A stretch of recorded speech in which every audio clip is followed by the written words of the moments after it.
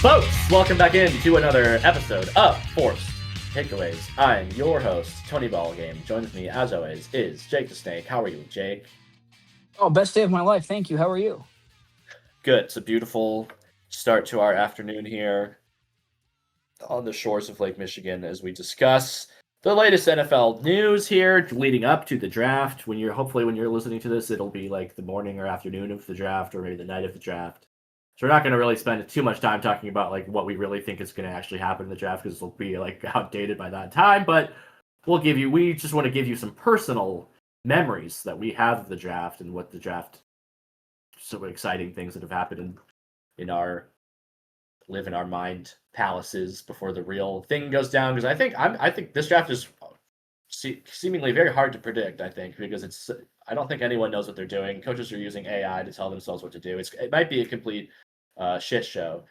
But before we do that, and before we get into the continuing fucking Diana Brusini and Mike Vrabel story, this is our third consecutive week talking about it because it just keeps growing like a tentacle cut off of a mythical beast, just regrowing its neck over and over and wrapping right around our necks again. But the newsiest thing we're gonna do here, just up top, is the Bengals trading for Dexter Lawrence. Since we last spoke to you folks, the New York Giants pass rusher Dexter Lawrence II was traded to the Bengals for the number 10 pick in the upcoming draft here. The All-Pro defensive tackle immediately signed a 1-year, $28 million extension with the Bengals. And now the Giants have 2 picks in the top 10, the 5 and the 10 overall pick. And the Jets have 2 picks too. The New York groove, baby. We're back in the New York groove. So annoying, man, because like now that the Giants have like a guy that knows what he's doing, who isn't just like a chuckle fuck moron who's excited to like be in charge. Like they have an actual adult who's like won a Super Bowl and knows what he's doing. They're gonna be good. And like they already had such a solid base last year, and they're like had good free agency, and like I'm not saying that they're going to win the division or win the anything like that, conference. but yeah, man, it's like what if they get Love?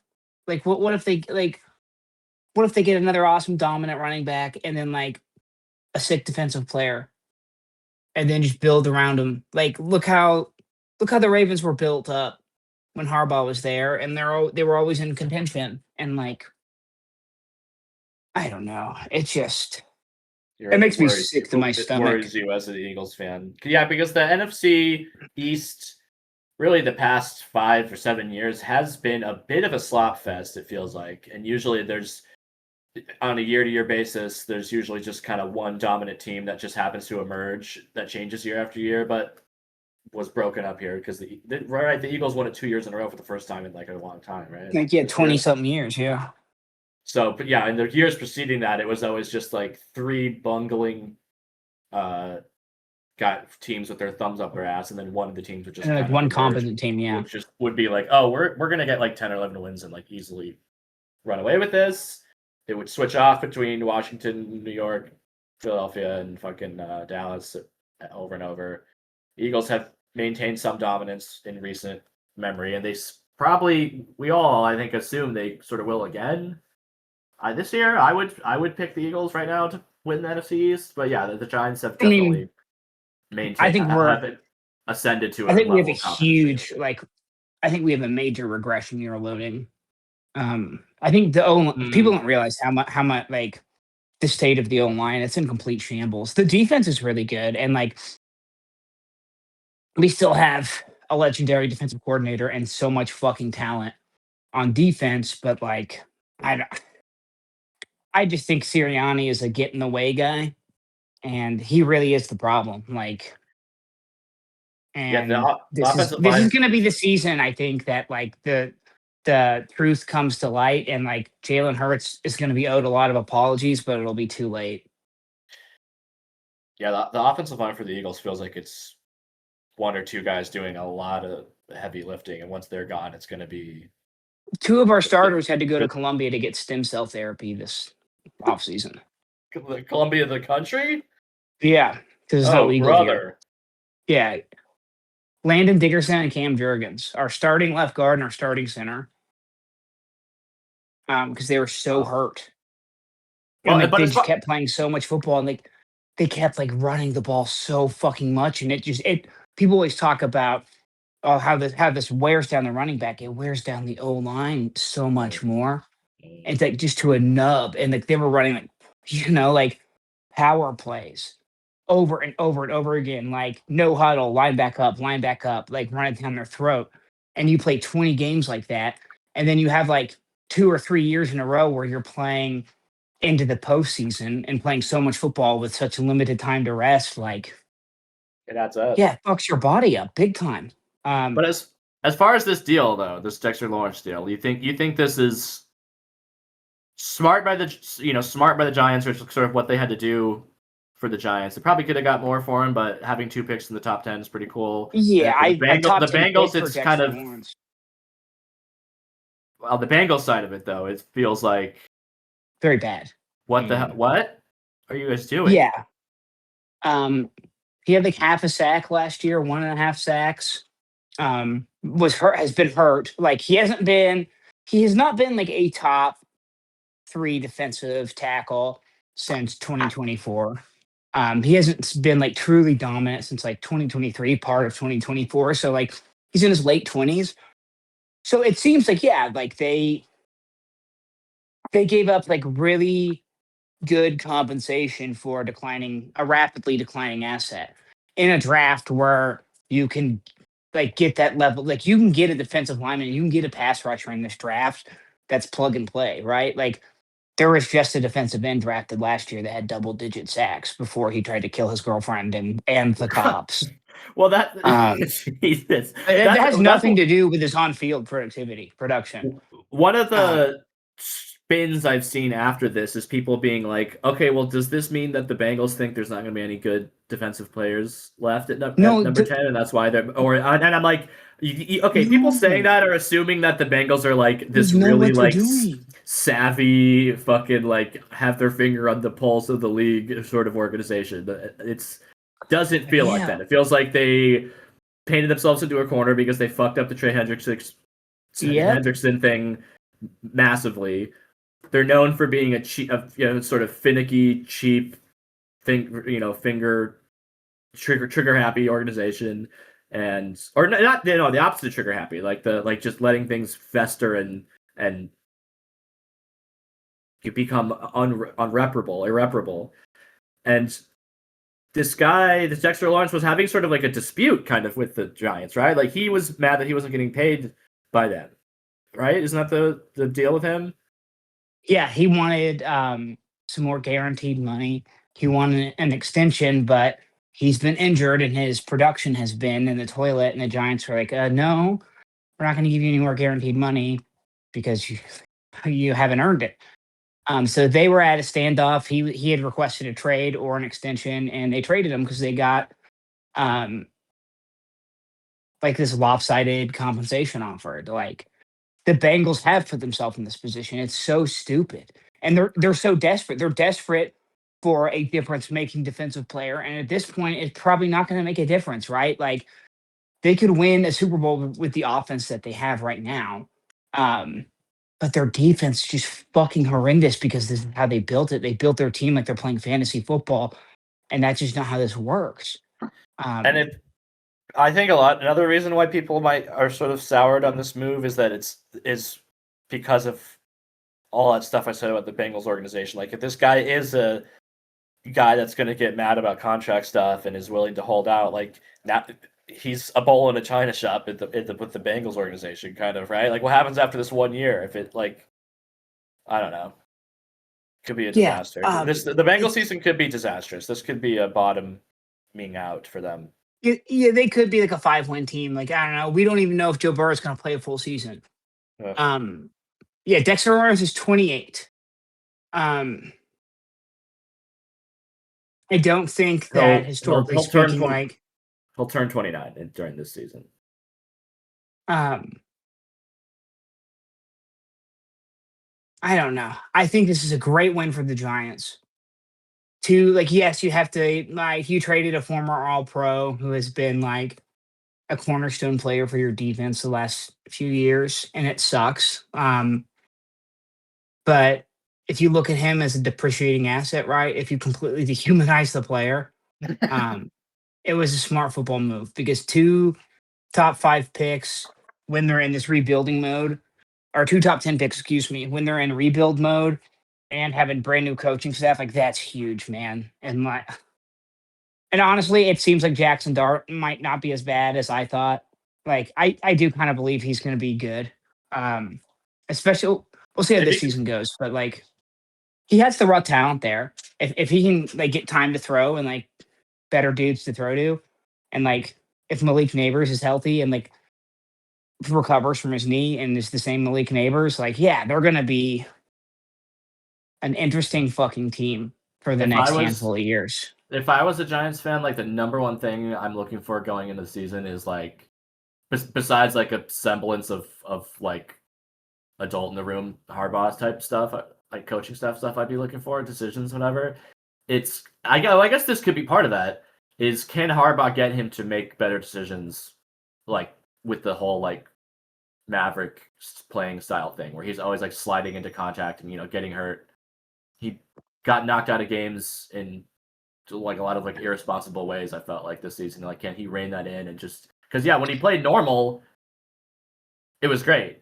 And He's a good arm and accuracy. sometimes the rolling out and improvisation is part of the quote unquote playing normal. It was when he was not playing normal and he was like desperation, getting himself into trouble. Is like, can you rein that in? And they could be a wild card team easily. So I say yes because he has a proven track record doing just that. He did that with Lamar Jackson. There was a point in time where Lamar Jackson put on weight to absorb the hits and then ended up losing that weight and playing smarter, getting down, getting out of bounds, not taking as much contact, but also not running any less. Right. So yeah, I think there's historical precedent set saying that yes, he can do that very easily. So now we can move on to this this continuing 10,000 headed Hydra monster of a story with Vrabel and Rossini. So Vrabel finally came out of his little hole and made a statement. I guess you could call it a statement. I don't know. Like I got this morning. I like woke up early. I was like, I'm gonna wake up early, do laundry, and like prep for the show and do this whole thing, getting ready for this whole Vrabel and Rossini story. I know I had heard some stuff about this Vrabel statement. I heard people's reactions to it, but I was like, I'm gonna watch it for myself, and I got like all ready to do it. Already like sat down with my coffee to like really study this thing and come up with a take for it. And it's less than 3 minutes long. It's like barely over 2 minutes. He talks about it, and he never says. I mean, it's a complete nothing burger. It's like a combination of like LinkedIn sort of business speak and coach speak, where it's like if you didn't know, this could be about anything what he's talking about. If you had no context for this whole story and what happened, you would think this would just be like, oh, what was he like yelling at a player on the sideline or something, and people were confused about it, or was this sort of like he said a bad word at in a immediate post game thing or to a reporter or something like that? What's this about? It wasn't like you pretty much got caught cheating publicly, which is what it is. He did say like, oh, I want to apologize. I had to have some difficult conversations with my family or whatever, and it was like my thought was like, so it's real then. See you guys porn. Yeah.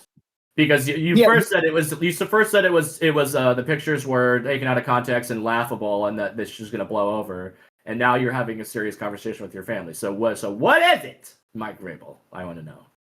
What happened? Yeah. It would have been great if somebody's like, yeah, why? Why'd you have to say sorry? Like, what are you sorry for? What were you apologizing for? Well, there's a reason he didn't really get peppered with questions after this, and that's because this is courtesy of Mike Florio, our favorite Italian West Virginian over at Pro Football Talk. This story with the headline, Mike Vrabel's Tuesday press conference was unannounced and unexpected. Okay, this is from the article. Quote, Tuesday's press conference from Patriots coach Mike Vrabel was a surprise to everyone, including the reporters who cover the team. As explained by Ben Volen of the Boston Globe, the notice sent by the Patriots on Monday did not mention Vrabel would be speaking. Inside the email sent at 4:35 p.m. Eastern Time on Monday said only that on Tuesday at noon, 2 players would be available at the end of their workouts. The approach ensured that the press room wouldn't be swarmed by reporters who don't regularly cover the team, reporters who would have no qualms about attempting to pepper Vrabel with questions after he made a statement that lasted a little longer than 2 minutes. Volen explains that after the statement was delivered, Vrabel was available for a side session with the reporters who were present. Per Volen, reporters were ordered to turn off all cameras, including phones, and were told to ask only football questions.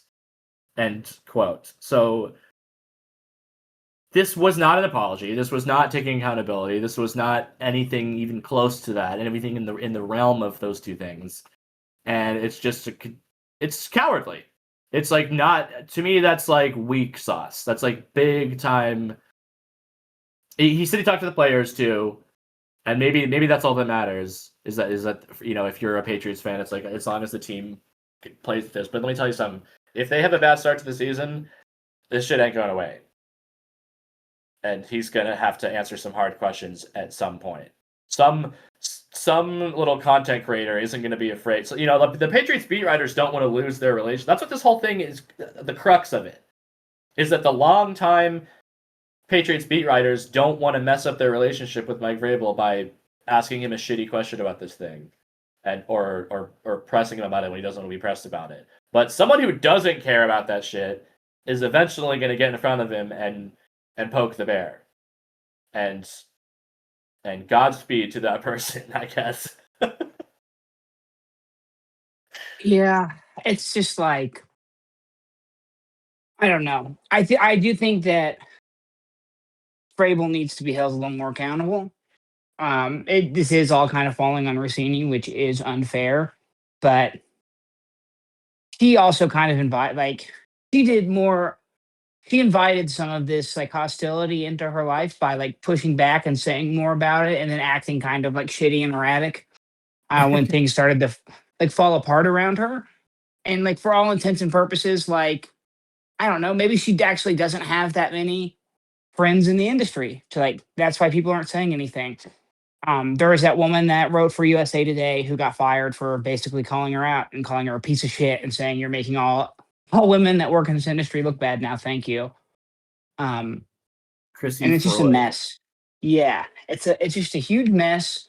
And hopefully, like, we don't just let this go. And like, but we probably will, right? Because he's a football coach. He's the face of the team. Like, he has more social cachet and has like drummed up a bunch of goodwill by being the former player that took he's the in a team back position to of the Super power Bowl. that Yeah. she's got. Uh-huh. She is one of the more she was one of the more powerful NFL insiders, but even the most powerful NFL insider is secondary Not a to an football NFL. coach. The Yeah. NFL coach outranks them in the hierarchy of Absolutely. football Every world. time. And guess who's at the top? Guess who's the apex predator of all of them? Podcasters. That's right. Oh. Apex predators. That is dangerous. We do have dangerous takes. Yeah, but we use it for good. We have responsible powers. Yeah, I think we try to for sure. I don't know, man. It seems like it's probably just like kind of more or less run its course. But we'll see what happens. I don't think like Mike Vrabel's going to be in trouble or like. Oh no. I think if like the Diane Rossini will go on like some like OAN version of like a sports network and be like their NFL person and like just kind of go away and be angry, and then like something will happen and like she'll become like a huge figurehead for like anti-woke culture or whatever. Like she'll find a way to bounce back, and like all this hate and vitriol that's building in her heart, she'll be able to like profit off of it soon. Because this is America. Gosh, This other country is built. I certainly wouldn't be surprised if she goes to the conservative grifter pipeline, but I just hope that doesn't happen. Just for the sake of, please, one there's good already thing like happen. there's already like a pretty good pipeline from like ex ESPN employee to like weird right wing grifter. Yeah, to like Sage Steele. It's like mm, I think like Susie Colbert too, right? Or a lot of no, those guys. not Susie Colbert. That other lady though. Um, Who's the oh man, there's a lot of those you could point to, but hopefully hey, she. I mean, will I don't you know. vamp for a second? I'm looking it up. Like the scorned football employee turns conservative grifter. There's one guy in Michelle particular, Tafoya, Michelle um, Tafoya. and Ooh, Sage Steele are the two big that's a tough ones. one. Michelle Tafoya. There's a guy I'm thinking of, a former player, like an older black guy. I can't think of his name, but Um, as far as this, yeah, he's not going to face any. He's not going to face any repercussions. He's never going to really apologize or anything like that. We're probably never going to find out what really happened, and it will continue to just be a rumor and like a funny meme that they like porked. And the insider hierarchy will continue unabated, and it's because now every story about like there's continuing to be AJ Brown to Patriots rumors. And yeah, all the it's gonna comments happen. are That's so all the funny. It's like all the comments. It's Adam Schefter is taking charge of that now, and they're all like people are AIing photos of Adam Schefter holding hands with him at the resort and whatever, or like Diana Rossini like eyeing him as she's leaving the house and Adam Schefter's coming in. She's like, oh, she like feels sad or whatever. It's a dog eat dog world out there for the insiders. God bless them. God help them. God bless America, folks. So, unless you have anything else to add about that whole debacle, we can get into our favorite sort of draft memories, if you would indulge us for a second, because there's not really much we can say that hasn't been said about the NFL draft this Thursday. Probably today, if you're listening to this, it's either later today or it already happened and you're listening to it at night. Pretty much everyone on Earth, except for like tryhards and like hipsters, think that Fernando Mendoza is going to go number one. I'd say about 95% of the stuff I look at has Arvell Reese going number two to the Jets. But after that, I don't really think there's a whole lot of consensus with anything starting with the Cardinals pick at number three. It's really, of course, it's historically really hard, I think, to predict draft trades, trading up and down. People think that the Cardinals might trade up or down. People think the Titans might trade up or down. People think the Cowboys are going to somehow try to get in earlier into the first round through a trade. Some of these teams that have two picks, like both New York teams, have two picks in the top, whatever, 10 or 15. It's basically all this to say we don't know what the freaking heck's going to happen during draft. yeah, The 2026 draft. So why don't we just indulge ourselves and reminisce about our past favorite drafts?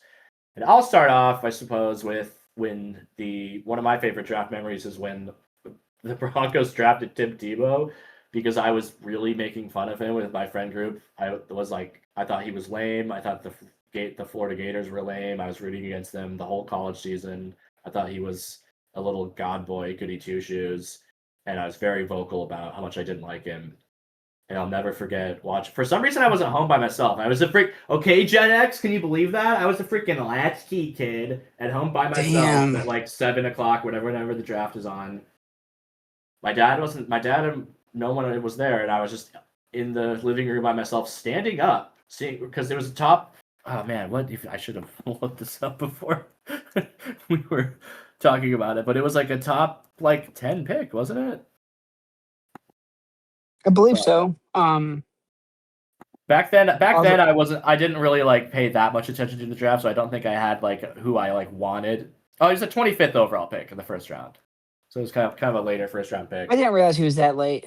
I certainly didn't think I'd be like, oh, I really hope they get so and so. But when I saw them draft Tim Tebow, my heart sank, and I was like, oh no, dude, I have to like root for this guy. So I was kind of like anti Tebow for a lot of his career. I was I was being kind of like the hipster, like devil's advocate guy, sort of the whole time, annoyingly. And I mean, I was what, fucking like in high school when this happened, or just fresh out of high school when this happened. So I was young and annoying and stupid. But I was a big Kyle Orton guy, as I've said before. I'll go to my grave saying I was a big Kyle Orton guy. I had a Kyle Orton jersey, and advocated for him until the bitter end. Of course, the playoff game that the Steelers that Tebow won against the Steelers, the famous overtime catch of Demaryius Thomas, was one of the most exhilarating moments in Broncos history, my fandom memory. But a lot of people forget that, of course, in the divisional round after that, the Broncos got absolutely curb stomped by the Patriots. The Patriots are being so disrespectful in that game. They paid Tom Brady like trick punted the ball on 3rd and long at one point. It was such an embarrassing playoff loss. But yeah, the Broncos drafting Tim Tebow is probably not my favorite draft memory, but legit my most memorable one because of just the despair I felt when he was drafted. Although some good things happened afterwards. Yeah, I mean, you had the miracle, right? Like that overtime win. Yeah, It's still pretty legendary. Tebow Mania was like this weird fever dream, it swept the and nation probably for literally. yeah, it definitely helped like this like Christian conservative majority get like a solid footing in mainstream American culture, and it's now like has a very like at least recently I think hopefully it's starting to wane, has had like a stranglehold on things.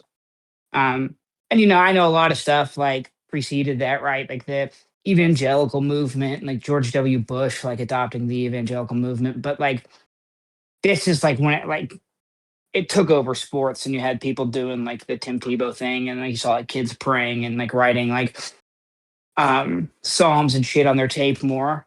Like he was definitely like he was successful in his overall mission, which was to like spread the word of God to as many people as possible. So he's been a great missionary. He was a bad tight end.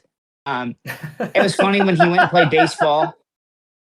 And my favorite Tim Tebow story is not a football memory, but when he was playing for the Mets, like in their like their high A or like their double A like farm system, Yeah, the Syracuse he Mets.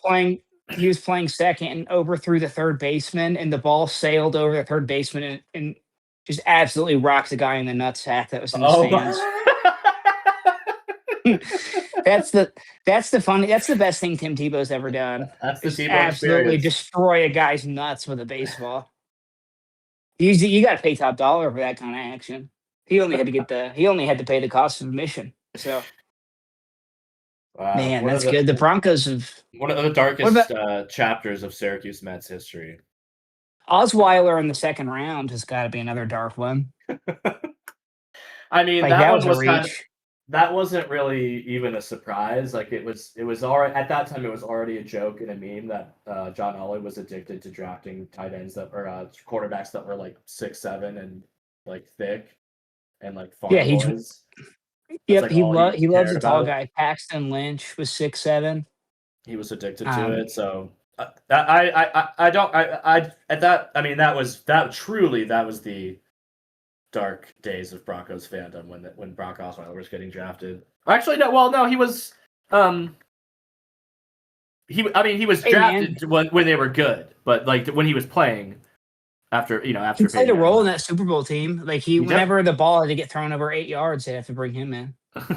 he definitely they don't make or win the Super Bowl without him for sure. But once when Peyton left, he was drafted in 2012. So yes, when he was drafted, it was the golden days, the good old days.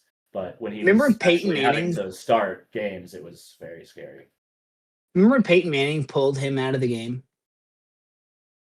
Like he was like Oh yeah, running out there, like and Peyton physically Manning grabbed waved him him. off the Yeah, field. Yeah, I was like, "No, get out of here. that was You so suck, embarrassing. And man." his little face was. I felt bad for him in that moment. I don't have any. I'm not trying to like trash him or anything. Like I mean, he was what he was. It's just it was. I associate dark Brock Osweiler with dark memories and dark times.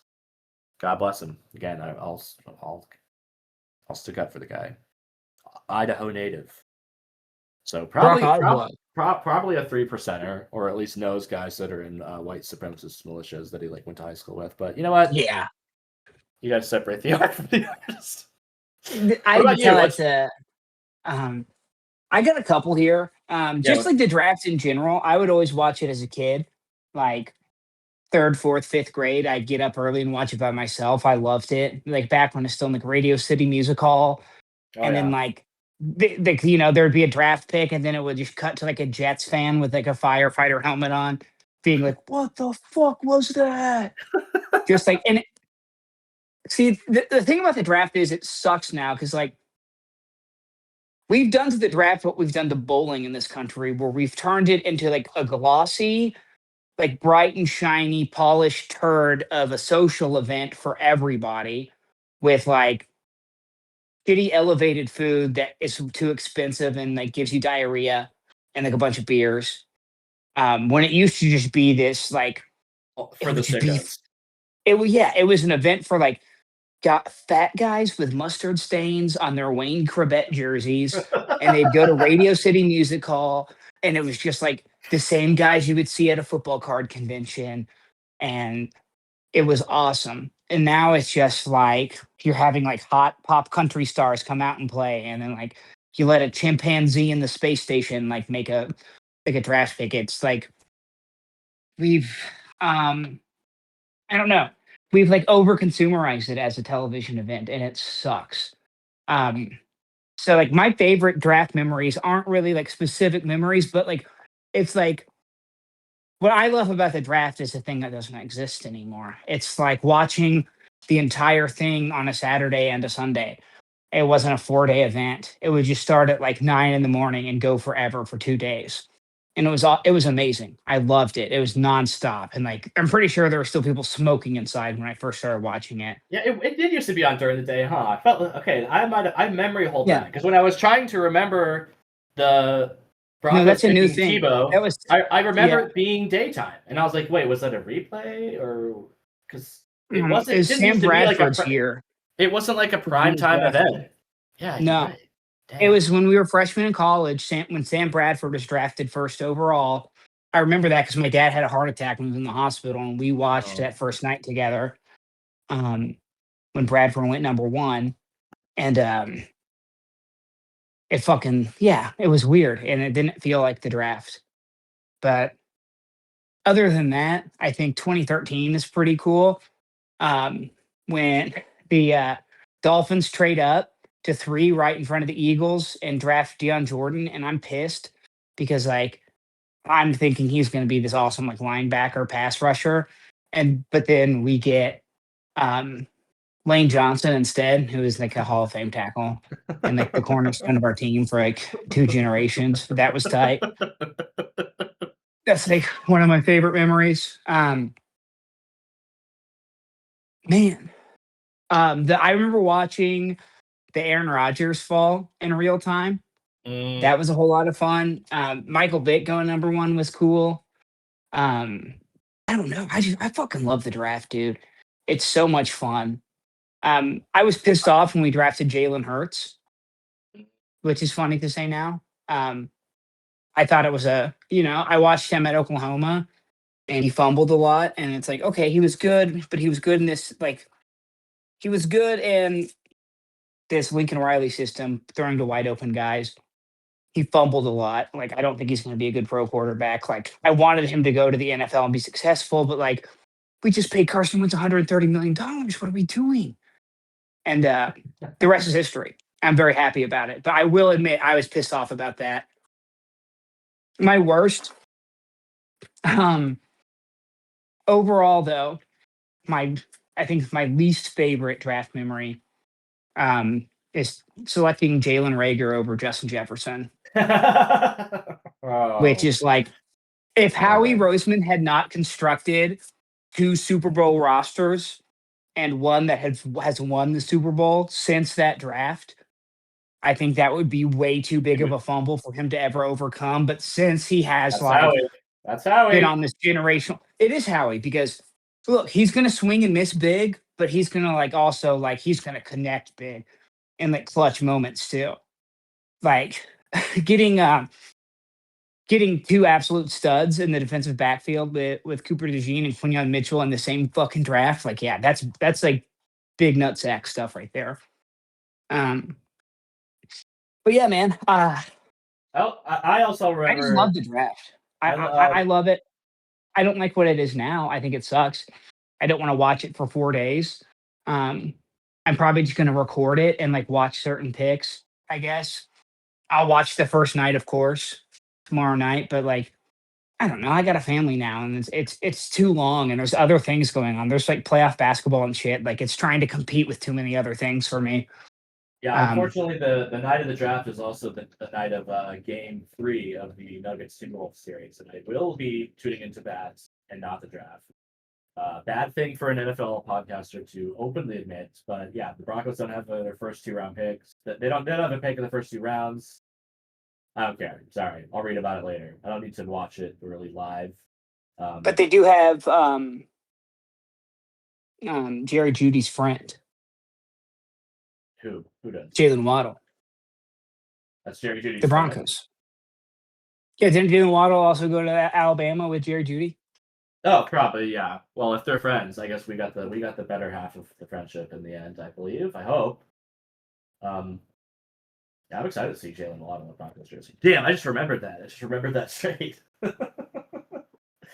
I guess yeah. I remember getting just real quick draft memories for me too. I remember getting Von Miller with the 5th overall pick. That was exciting. The Broncos have rarely had like a top 5 pick really in my lifetime, so that was kind of like that was the when your team has a top 5 pick or even a top like 3 pick or a top 10 pick.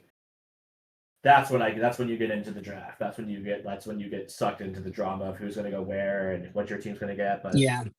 really, outside of the top 10, 15, you don't. Yeah, I'd rather be picking You're not in going to like get too much the from later. me.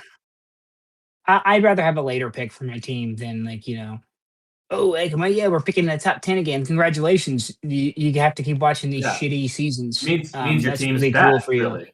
And if you Yeah. don't have a pick in that area, it usually means your team's good.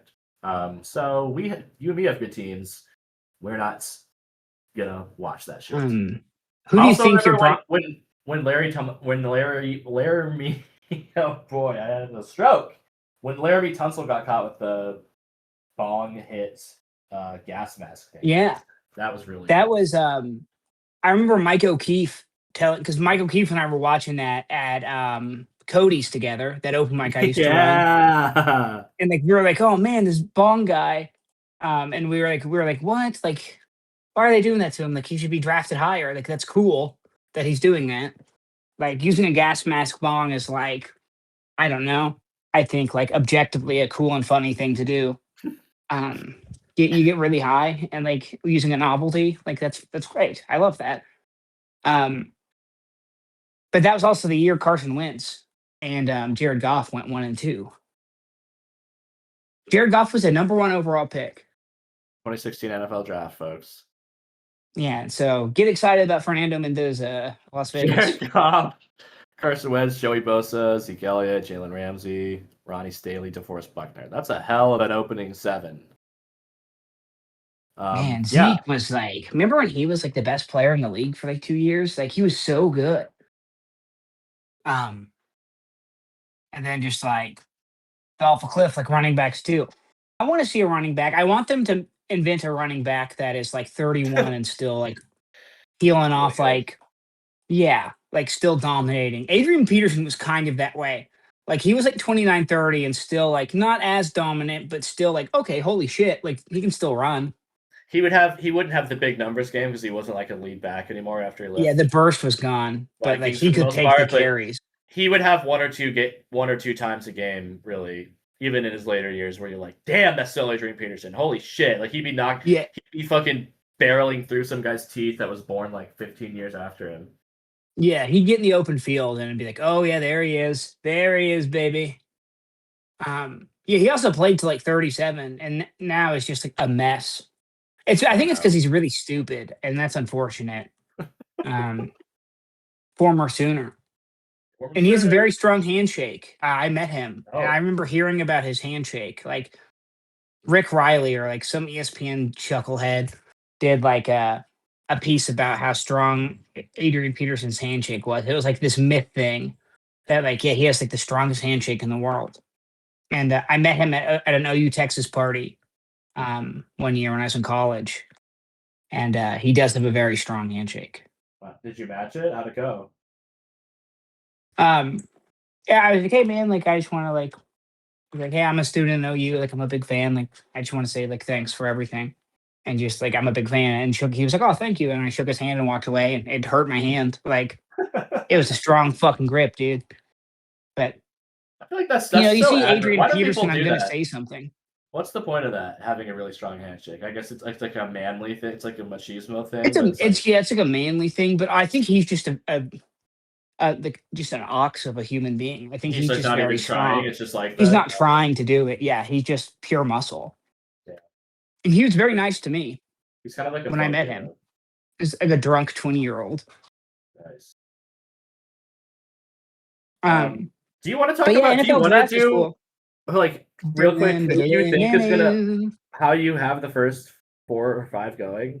Have you given any thought to that? Because I kind of was like did a little thought experiment and wrote it down here. Okay, I think Just the spur of the Mendoza goes moment. first. Oh, for sure. Mendoza goes first. But we'll have to explain to him why cops can't kill black people with like extrajudicial force. He will have to learn that, hopefully. Number 2, it's like changing right now. It could be Arbel Reese. It could also be David Bailey. Like David Bailey is really rising. Number 2, I'm just going to say edge rusher because that is kind of what the Jets need. I also wouldn't be surprised if the Jets trade. I can see them as being like a trade candidate, maybe picking up some more capital. 3.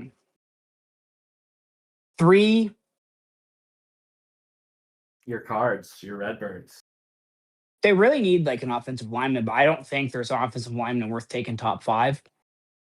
So that's hard.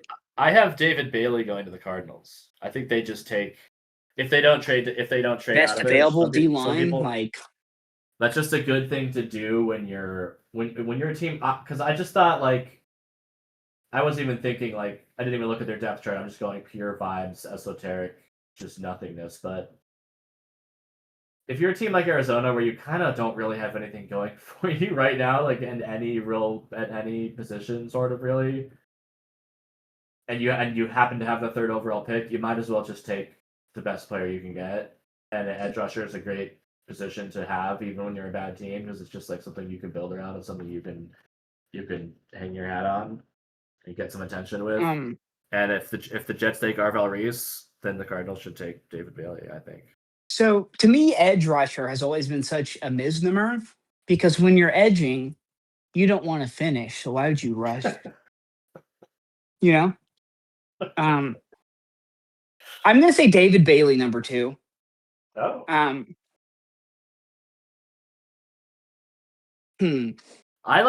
want the Titans to take Jeremiah Love. I think that'd be cool. I don't know what there's a lot of flack flying around there about what this is going to be, but I like Jeremiah Love. I've sort of Mary's got me turned on to Notre Dame football, and I watched a lot of it. Oh, he's awesome. He's insane. He's like excited to see where he goes, and I think the Titans would just be a cool spot for him to be. He kind of plays like Reggie Bush, and if they combined Reggie Bush and Adrian Peterson, it's kind of insane. Just like with like because he's so big and strong, but he's like jumping over everyone while they're like standing up, and then he can run through you. He is an insanely talented receiver. Like he can like run routes like a receiver. You can line him up in the slot. Like he is a running back worth taking top 5. I really want the Titans to get Jeremiah Love too. Or like if David Bailey or Arbel Reese fall, get them to put next to Jeffrey Simmons. Like they can't go wrong being at number 4 this year. But I don't know, Cardinals. I've also had a lot of stuff saying the Cardinals might take Jeremiah Love. I've seen that too. That too. But when you look at again, we're talking about the Cardinals here. I don't know. They're not really known for. I think the Cardinals might trade back. They're not known for being the savviest, most forward-thinking franchise ever, but in the league right now. But when you look at what happened to Austin Genty last year, you draft a really, really good running back to a team that has no anything. They have a better going line for it. than the Raiders did last year. I will give them that. It's not good, but it's better than that. It's not going to be worse in the league. It shouldn't be. I don't know. I just think running back is a risky pick for a team like that to make. I know you want you Oh, want absolutely is. He'll sell the fuck out of some jerseys and it will be good. Like I'm not gonna say it would be bad. Like it'd be a fine pick, but I don't know. I'd want something a little more foundational than like a running back. I don't know. When's the last time a running back went top 3? That is a great question. I don't know. I just know that the Eagles are going to end up getting like ChatGPT. Can you get in on that, please? Do you want me to ask ChatGPT on my work computer right now? Yeah, just like John. We should address John Lynch saying in his press conference that if you're not using AI, you're already behind. Big shocker that the guy lives in San Francisco, who definitely has a bunch of like tech sycophants in his ear all around him all the time, being located in the imperial core of the imperial fucking Death Star core of the tech world, Silicon Valley shit, in actual San Fran. He's and I believe that all teams are using AI because there are a lot of dumb idiots working for football teams. I'm pretty sure that's absolutely happening. I have no doubt that some fucking brain dead marketing guy who is like a mid-level draft front office person for a team is being like, Claude, could you show me what David Bailey would look like if he was 9 feet tall and had 10 arms? It's just funny that the guy that made his living like seeking head trauma is like huge on AI now. Even 49ers fans were being like, "What? Go ahead and look at who this guy's drafted in the past few years." Yeah, he's been like a terrible fucking drafter. I don't like him as a GM at all. Okay, so the last time top 3, it was 2012. Trent Richardson went 3 overall to the Cleveland Browns. I remember. And then Saquon went number 2 in 2018. Bijan went 8 in 23. Zeke went 4 in 2016. So yeah, it's been over a decade since a running back went top 3, courtesy of ChatGPT. Oh no! I have it on my. I have to have it on my work computer. Like we have it like installed for software that like they want us to use. I don't ever use it. The only time I've ever used it is when I have a list of stuff and I'm like, hey, put this in alphabetical order for me. Like whenever I need to do shit like that, I use it because it's quicker than running it's quicker than running an Excel formula for me. Yeah, I think that's I don't ask it to think for me. It's just like spreadsheet stuff and also. Nope. I use it as spreadsheet stuff, or if I'm writing, like if I need a message that I'm sending via text to be under a certain amount of characters, I'll be like, hey, shorten this, or like replace and with the word and with an ampersand to shorten this. Nice. And so it'll take all the ands out and replace it with an ampersand. So I just use it for lazy guy shit. Like it's not gonna think for me. Throw some ampersands on that for me. Throw some ampersands in there. Don't use any dashes, you pig. I don't want people to know I'm slutting myself out to you. It's not just blank. It's blank.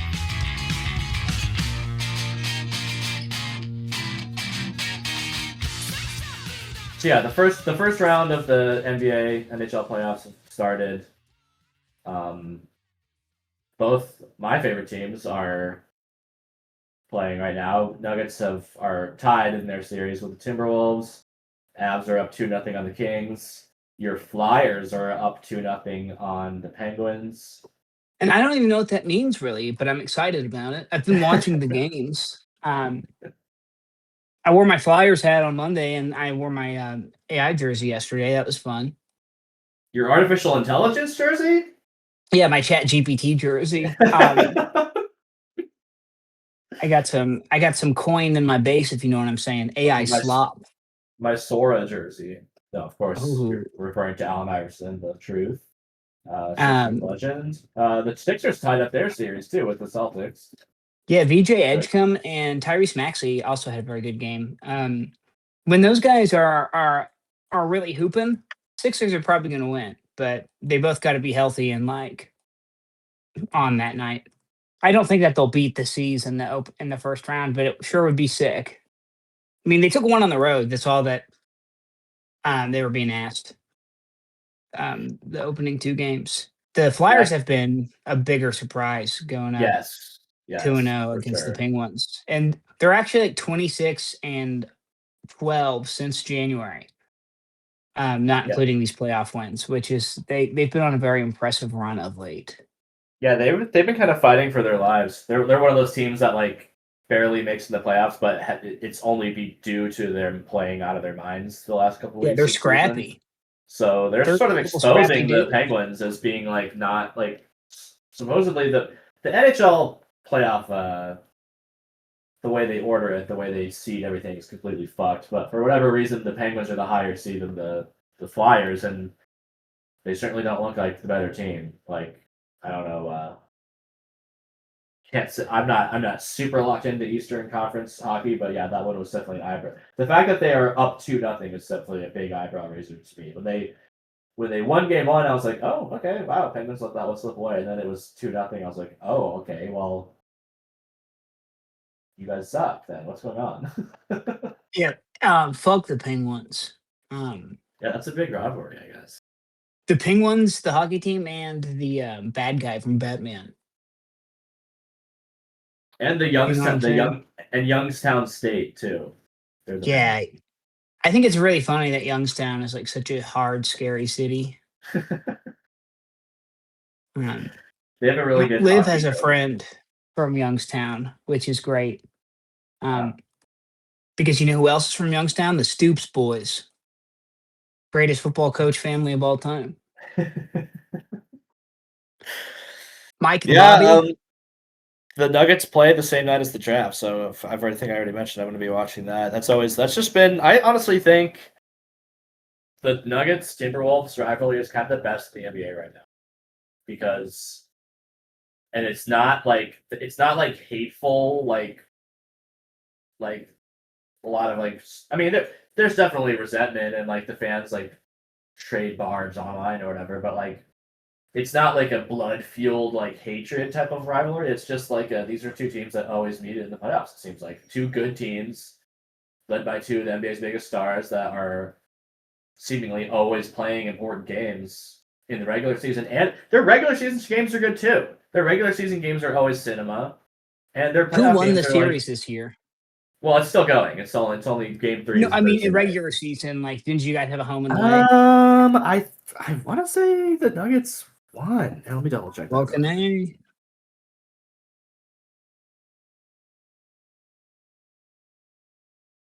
Sorry, this is great.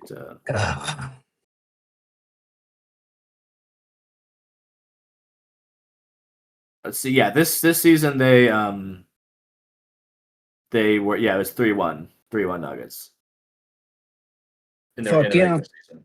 But there was lots of I'm not going to go through and look at all of these box scores or whatever, but there was periods of the season when both teams had various players out, so that's not always like a super big indicator of everything. But they're in the same division, as much as division games, whatever they mean in the NBA anymore. They do still technically sort everybody into divisions, and they are in the same division as the Timberwolves, so whatever for what that's worth. So they just schedule wise, they do play each other more often, and they just start meeting up in the playoffs. And this past the game 2 was crazy. It was the first quarter. It was like inverted scores. Like it was like in the first quarter, the Nuggets scored 35 points and the Timberwolves scored like 25. And then in the next quarter, the Nuggets scored 25 and the Timberwolves scored 35. Like it just always seems like dead even with this team, with this series. And it was a great game. I just thought that Jokic didn't really have his A game throughout the whole night. He kind of took his foot off the gas in the basically almost the whole first half, and seemingly like it.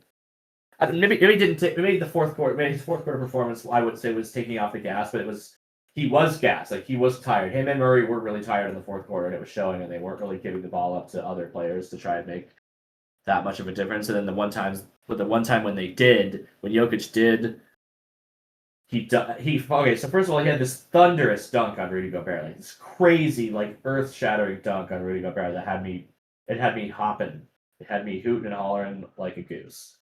And then like almost it was like just a minute later, like they had a chance to either go up, like tie or take the lead or whatever, and he's driving down the lane. It looked like he was going to do one of his little floaters, and he just dumps it off to Christian Brown under the basket. He gets fouled and misses the free throw, and it just was kind of like a momentum breaker. Sort of, it seemed like I thought I wanted him to just finish it there. I know he's a great passer and everything, but like that's not really Christian Brown's like game. It's not really like what he does. It feels like would have liked him to just see him finish that one. And Do you Murray think had that we should? some questionable shot choices in the fourth quarter too. It's just that they went cold when it mattered most, and it sucked. It sucked to watch, but it was. I'm really like not that mad about it. Like Mary was like, I'm surprised you're not like really mad like the next day. And I was like, you know what? It was just a great game. I'm like trying to not take for granted the Jokic and Murray era of the Denver Nuggets because it's not gonna last forever, and it's the best. This is the best the team will ever be for the rest of my life, surely. Like they'll never have another player like Jokic once he retires. Like it's. So I'm really just trying to savor these memories, and even if they lose, like it was still like a really exciting game, fun to watch, and I think they still have the series under control. I think they'll still take it in 6 games. I think that's a really healthy way to look at it, man. Thanks, man. And I'm fucking proud of you. World's most dangerous takes. World's most thoughtful and empathetic takes. Yeah. World's most thoughtful friends. That's this show. We're friends and we're guys and we like sports, but get this, we're fucking nice to each other. And others. Yeah, and others. We show people respect, and we try to everything we do revolves around preserving the dignity of others. And if you don't like that, you can kiss our fucking ass.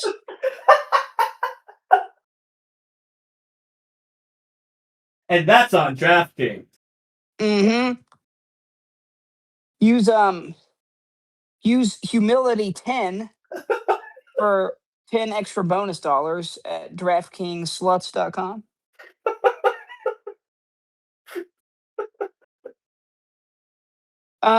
Yeah, I don't know. Thunder are playing well, but I just feel so removed from the Thunder. Like, yes, they're my hometown team, but they also like I was a junior in high school when they became an official team. And then I left a few years later and never moved back. And like, I don't know. I have mixed feelings about my time in Oklahoma and about like the relationships I still have there, which I don't think I have any friends there anymore. I don't know. I tried to reach out to some people and like we're all grown up and I wasn't around and like who knows? Um, but yeah, I would like to see the Thunder win, but I'm not gonna like lose sleep if they don't. I Um, think they'll sweep. They're playing Phoenix right now. I think they'll sweep Phoenix. yeah, it is cool. I do want to like I want the Suns to be down 0-3, and then I want to go to that game because the tickets will be cheap. Ooh, that's the Yeah, move. I've already talked to the wifey about it. Ooh, for real? Yeah, she said if we can afford tickets, we can go. That's the bit. That is what a great life. What a great life. That's what's up, baby. Great wife, great life. They're saying. You know it, man. Happy wife, great life. Danny I'm Fife. excited for the draft.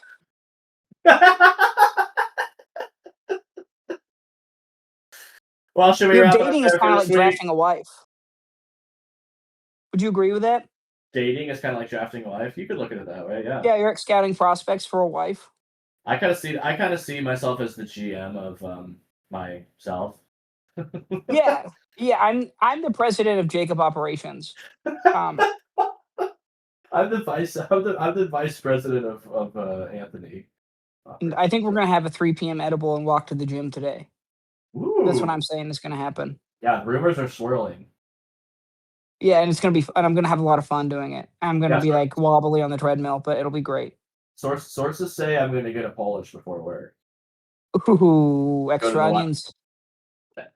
And also, I have some of my inside sources are saying that I have Sunset Boulevard on DVD waiting for me at the library. And I have to pick it up God, too.